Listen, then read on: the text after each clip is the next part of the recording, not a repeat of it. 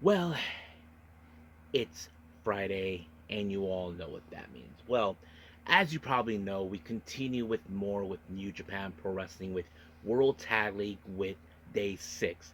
Now, keep in mind, folks, we are still continuing with bait block matches only. So we'll see how far advanced everybody will get. And then we move on with Ring of Honor because, as you probably can guess right about now, we're only 1 week away before Final Battle, so we will see what happens. However, this match features, of course, the last quarterfinal match of the ROH Women's Pure Wrestling Championship Tournament. So who will walk out? Will it be Serena Deeb or will it be the magical girl Yuka Sakazaki? That's going to be an excellent question, and plenty other matches as well. And then, of course, we wrap up our episode as usual with some news updates to give you guys updates on what's been happening in the world of wrestling, such as what events the promotions are thrown out, who's booked, what matches are set, including developments that are happening in the world of wrestling as we speak. So, let's get ready for another episode of Deleted Wrestle Zone.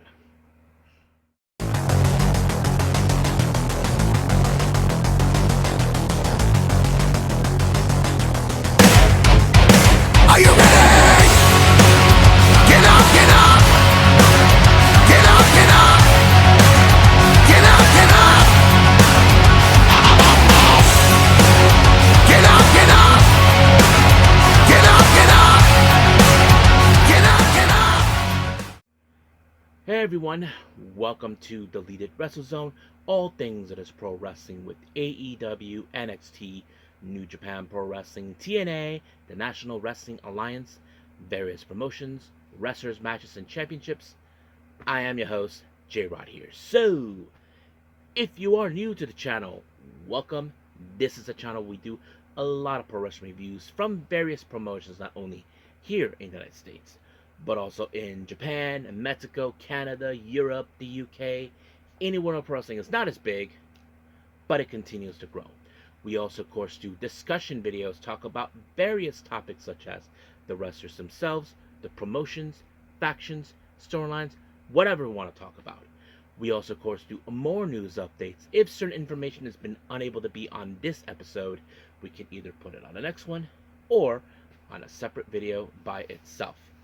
We also, of course, do real-time news updates to keep you guys on alert if something has happened in the world of wrestling that needs to be addressed ASAP. We also, of course, got to Nagi Sayaka Watch and various other cool wrestling content as well. So if you like what you see, please subscribe to us or click on that subscribe button. You'll be getting a lot of daily reviews and other cool wrestling content as well. But if you like this episode, please give us a like on the like button or a nice comment in the description down below. Now, enough with the jibber jabbers. Let's get started. So, let's begin with New Japan Pro Wrestling.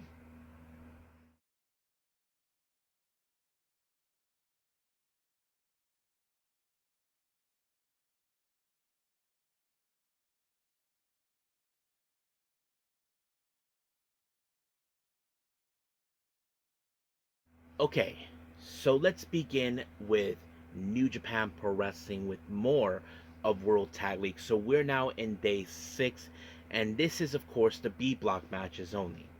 Now let's begin with our first match. Our first match, we have Monster Sauce, consistent of Alex Zane and Lance Archer, taking on the very odd couple tag team, Hiromu Takahashi and David Finlay.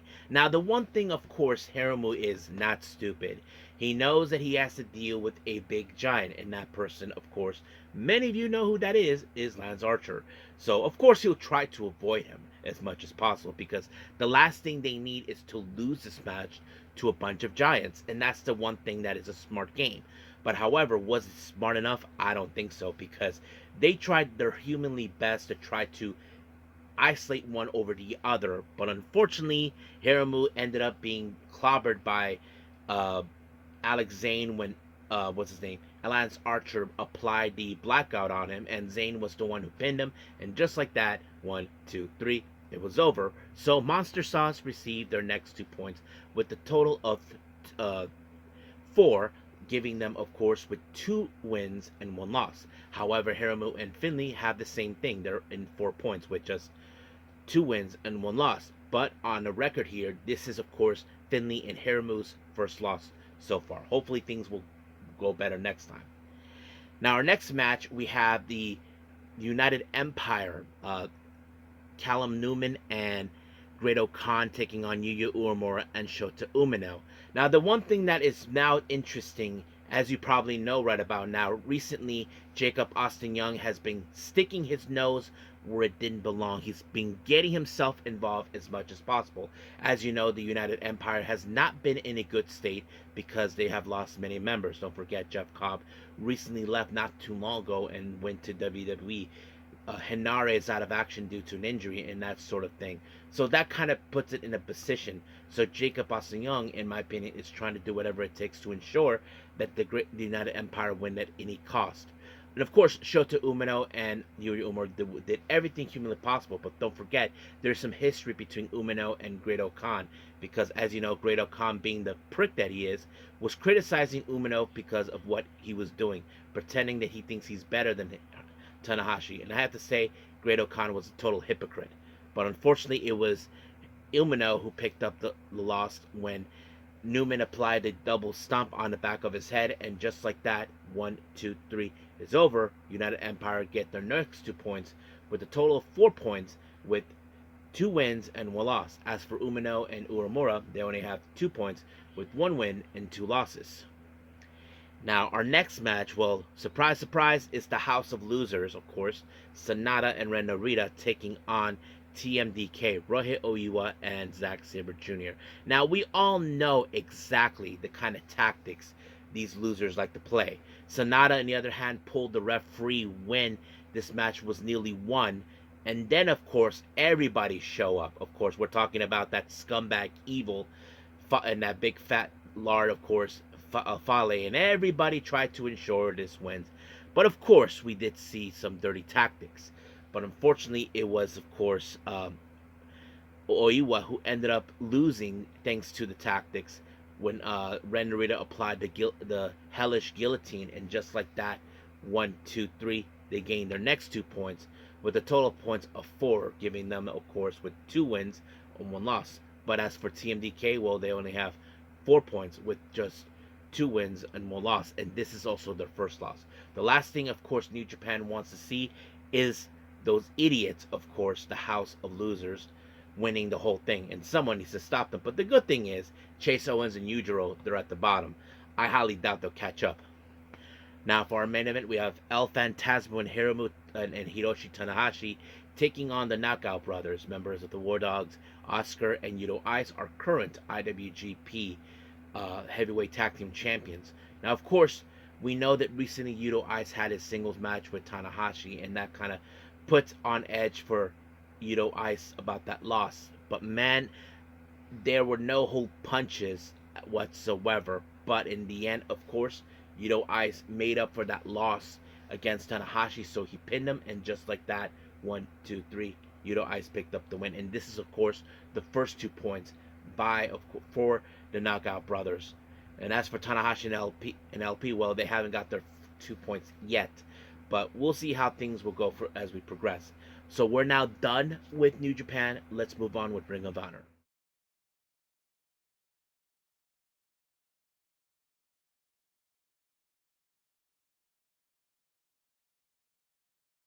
Okay, final review. Ring of Honor, we opened up with Sammy Guevara doing a video promo. Now, many of you may heard that there was a certain change for the ROH World Championship. Originally, it was supposed to be Bandito defending the championship against Rush. But however, Rush ended up injured and certain changes were made. However, many of you may know this, Rush is one half of the ROH World Tag Team with Sammy Guevara. So Sammy decided that this was not going to stop them one way or the other because he picked Beast Mortos as his tag team partner. So let's see what happens in the final battle for that. Now, our first match, we have the members of the Shane Taylor Promotions, Anthony Ogogo, Lee Moriarty, and Shane Taylor taking on the Dark Order, Johnny Hungy himself, Alex Reynolds, and Evil Uno. Now, I have to say there was some interesting moments with, of course, the Evil with the with the Dark Order, because as you probably can tell, they have not been in a good state. But there were moments where they had everything under control. But of course, Shane Taylor Promotions overturned it, and that was thanks to Lee Moriarty, who was able to put Evil Uno in the Border City stretch. And just like that, Uno had to tap out. And of course, Shane Taylor Promotions picked up the win. Now, many of you may not know this, that of course I failed to mention. There's going to be, other than Bandito defending the ROH World Title, there's other 5 competitors. Amongst them is someone who's been aiming for this belt for quite some time, and that person is Blake Christian. So Blake Christian was doing a video promo gloating the fact that on a technicality he gets another opportunity, and he feels that ROH has been on his shoulders, that he's leading ROH. Well, right now you don't have the title, pal.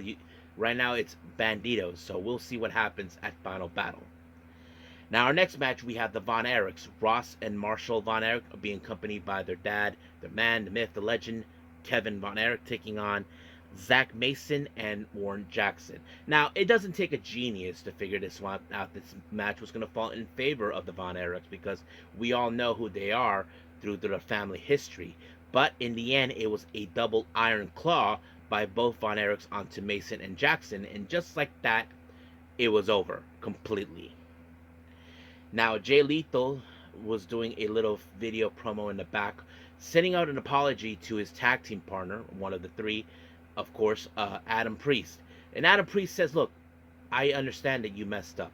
You recognize that you made a mistake. But right now, that thing is in the past. Let's keep on moving forward, try to pick up some good wins. And of course, that's where they were heading, because our next match relates to that. Of course, the Frat House, we had representing the Frat House, Griff Garrison, Cole Carter, and Jack Jamison. They take on, of course, Adam Priest, Dynamite Kid Tommy Billington, and of course, Jay Lethal. Now, keep in mind, this is one of those moments where, after what happened where Jay Lethal messed up, he has to, make up for what he did wrong. But now, things did work out better for, of course, Priest and Lethal, because they took out Cole Carter in 3 different moves. Of course, Jay Lethal with the lethal injection.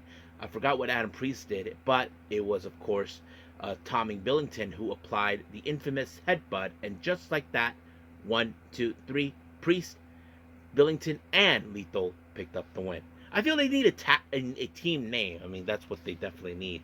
I mean, they got to think of something. Now, we have the quarterfinals of the ROH Women's Pure Championship Tournament match. Of course, this is the last one because we'll be entering the semifinals soon. We have Serena Deeb versus Yuka Sakazaki. Now, on a fair point, I wasn't too sure if Yuka Sakazaki understands where she's stepping into. This is not your typical normal type of match. Everybody knows that this is more about pure wrestling style. And I have to say, she really surprised me, because normally I would have watched thinking Serena Deeb knows what she's doing. She has done this type of style of wrestling for who knows how long, but in the end, it was Yuka Sakazaki who pulled it off. And of course, she defeated Serena Deeb when she pinned her, but however, there was a problem that Serena Deeb forgot. She already exhausted her rope breaks, and just like that, it was over. So basically, she lost by pinfall without realizing it didn't matter anymore. You're exhausted your rope breaks. So just like that, Yuka Sakazaki is in the semifinals. So I thought it was a pretty interesting matchup. Now, our next match, we have the premier athletes, Stoney Delaney, Tony Nese, and Arya Davari, along with that moron Smartcore Sterling, taking on a couple of guys, but they never mentioned who these guys were. But I can guarantee you this match ended with the premier athletes, on thanks to Davari picking up the win for everybody. Now, our next match, we have tag team action. We have the main man Oro teaming up with Beef, taking on, of course, Swirl, Lee Johnson, and Blake Christian. I thought the match was very interesting, but of course this match ended with Swirl picking up the win with their infamous move known as the Swirl Stomp onto Oro, and just like that, 1, 2, 3, it was over. Now, the man, as you know, many of you know, this new faction formed by Ricochet and the Gates of Agony. Well, apparently Ricochet has announced that he will be defending the AEW National Championship at Final Battle. So this is the first time an AEW title will be in ROH. So can't wait to see what's going to happen. Now, our last video promo we had, of course, is Nigel McGuinness. Many of you know him. He's a former ROH World Champion, a ROH Pure Wrestling Champion, and he calls out Lee Moriarty. So he has high respect with them, but he feels they haven't gotten that technical wrestling aspect like they would have thought. So he laid out the challenge, a 30-minute Iron Man match at Final Battle. Now, he never specified if this is for the ROH Pure Wrestling title. So hopefully this could happen sooner or later. Now, our next match we have, of course, is Mansoor versus Commander. Now, Commander, you know he has his work cut out because wherever Mansoor is at, the other members of the MXM television will be by his side, and that's exactly what he was keeping out. He did take out what Johnny TV and Mason Madden as much as possible, but in the end, it was Commander with the springboard shooting star press, and just like that, 1, 2, 3, it was over. So we'll see what happens until then. Now, we do expect Commander hopefully get a shot of the ROH Pure Wrestling title match, but let's just wait and see. But for now, we are done with our reviews. Let's move on with some news updates.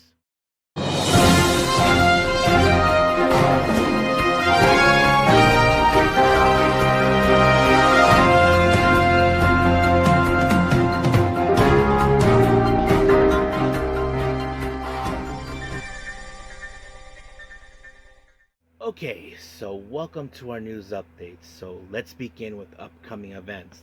Now, as you know, 2026 will be beginning very shortly, of course, within the month. However, of course, plannings for 2026 has begun. If you guys remember, every year in the start of 2026, mostly in February, Jersey Championship Wrestling has their annual Jersey Cup tournament, of course, and they haven't announced names yet until now. And they have already announced 6 names participating in the Jersey J Cup. We do have Jordan Oliver. As many of you know, he is a 2023 winner of this tournament and a 2024 finalist. And then on number 2, we have Alec Price, who's a 2025 finalist. And then, of course, we have Eric Stevenson, on Travis Williams, Judas Icarus, and Man Like Threes making their official debut on the tournament. So we'll see what's going to happen, but I'm very sure there'll be more names to mention as we go. And then finally, as you know, I mentioned in the last episode, West Coast Pro has announced a brand new show starting on February 27th, of course. Evil Empire, which of course is the name title of Rage Against the Machine, if you guys are big fans of that. So they just announced their first participant in this particular event, and of course it's Laney Luck. So that's pretty much it for our upcoming events. Let's start with our developments. Now, many of you know this kid, Brodie Lee Jr. Many of you know him as the son of the late John Hubbard, formerly known as Luke Harper, and Brodie Lee. Now, many of you may know he has a very close relationship with Cody Rhodes. As you all know, Cody took care of him. He watched over him after his dad died. Not to mention, Cody took him to Disneyland on his birthday, to cheer him up after losing his dad. And of course, Brodie Jr. has been involved in wrestling for a while, like not wrestling, but participating like in some parts, as the leader of the Dark Order and that. Well, he mentioned that he vows that he will be like the one to retire Cody. Now, I know this is a big ambition thing for a kid, but we still got a long way to go, folks. So we'll see how things will go from there. Just hope Brodie Lee is not Jr. is not too late, because he may retire before then, but we'll see. Now, many of you know that Tetsuya Naito has no longer with New Japan. He's been appearing in various promotions, especially in Germany and England. But recently, he has been participating with Southeast Asian promotion, Singapore Pro Wrestling, and apparently he just won the Southeast Asian Championship. So basically, this is his first championship since leaving New Japan, and it's in another country. Moving on, Jake Something, Fightful Select reports that his TNA contract will be done by the end of this year. However, there's still no indications whether TNA will keep him or any other promotions will be picking up So we'll just wait and see what happens. Now, for our last development, many of you know her, Thunder Rosa, who's been well recognized in the women's wrestling for a long time, has been a positive figure in many women's wrestling, and not to mention try to make women's wrestling be more important. Now, many of you know that she run promotions in Texas with her husband, Brian Cervantes. Well, unfortunately, it was announced that she has split up from her husband. She is separated with them. There's still no indication whether it's a divorce or not. But many of you know that she adopted Brian's son, who, of course, looks up to her and all that. But she is grateful for everything she's done with him and all that, and she's thankful to fans who've been supporting her now in her moment of this development in her life. So we will continue to support her no matter what. I know it's going to be a difficult challenge for her since the separation, but no matter what, we will always have her back, and I'm sure that we wish nothing best for both Brian and Thunder Rosa. So I think that's pretty much it for our news updates and everything else. Let's call it a day. All right. So I hope everybody enjoys this episode. As you probably can guess right about now, we have WWE Survivor Series. Now, there is still no... I'm thinking about reviewing it, but I want to keep it in a separate episode, so I will not focus because I need to catch up with Stardom. As you know, I'm a bit behind on that. So we'll see how things will roll from there. But if there's anything else, I'll let you guys know. But until then, I will see you guys in the next DWZ time. Same DWZ channel. I must bid all of you adieu. So, goodbye. And have a nice day. Bang.